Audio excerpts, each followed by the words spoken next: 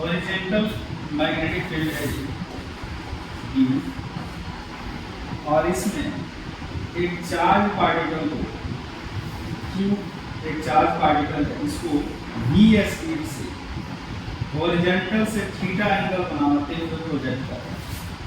तो इस v का कितना कंपोनेंट होता है?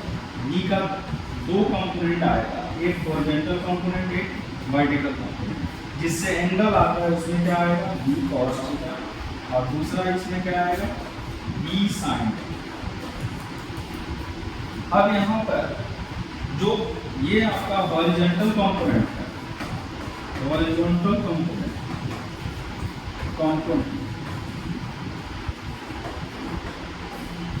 और ये जो होगा ये हमारा होता है वर्टिकल कंपोनेंट। ये वर्टिकल जो कंपोनेंट होगा वो जो है इस चार्ज पार्टिकल को एक सर्कुलर मोशन देगा। ये सर्कल पर घुमाने लगेगा, और सर्कुलर मोशन देने के लिए एक सेंट्रीपिटल फोर्स की जरूरत होती है, जो वो आपको मैग्नेटिक फोर्स प्रोवाइड करेगा। यानी इस चार्ज पर एक मैग्नेटिक फोर्स लगने लगेगा, और ये जो फोर्स होता है F, ये आपको आएगा Q V B, और ये जो V होगा वो परपेंडिकुलर वेलोसिटी होगा। परपेंडिकुलर वेलोसिटी की वैल्यू कितनी है बेटा? v sin theta.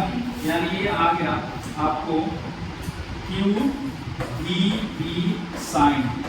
इसको हम वेक्टर के फॉर्म में भी चाहे तो लिख सकते हैं। Q को बाहर करके ऐसे लिख सकते हो V क्रॉस ये हमारा मैग्नेटिक फोर्स। मैग्नेटिक फोर्स जो होगा वो ऑलवेज इस प्लेन से क्या होगा? परपेंडिकुलर। क्योंकि हमने पढ़ाया था A क्रॉस B में पढ़ाया होगा, अगर A क्रॉस B निकालते हो तो क्या आता है बेटा? AB sin theta n cap आता है। AB sin theta n cap. तो ये n कैप जो यूनिट वेक्टर है, ये यूनिट वेक्टर है, और ये यूनिट वेक्टर क्या होता है बेटा? A से भी परपेंडिकुलर, B से भी परपेंडिकुलर। ठीक वैसा ही यहाँ पर जो फोर्स Fm आएगा वो आपको V से भी परपेंडिकुलर होगा, यानी Fm जो होगा परपेंडिकुलर टू V होगा।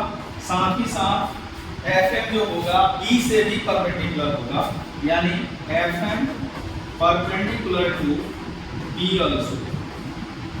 Fm जो होगा B से भी परपेंडिकुलर होगा, B से भी परपेंडिकुलर होगा, और इसकी जो वैल्यू आएगा वो क्या आएगा बेटा? Q V B sin theta. अगर इसकी मैक्सिमम वैल्यू की बात करें तो थीटा कितना होना पड़ेगा? थीटा अगर 90 होगा तो मैग्नेटिक फोर्स क्या होगा? सबसे ज्यादा।